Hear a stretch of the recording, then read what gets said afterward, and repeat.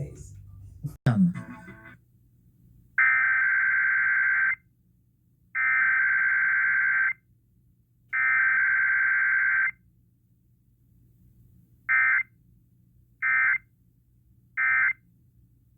Station is testing its emergency alert system equipment. The EAS will provide timely emergency warnings. This station serves the Pittsburgh Extended Operational Area. This concludes this emergency alert system test.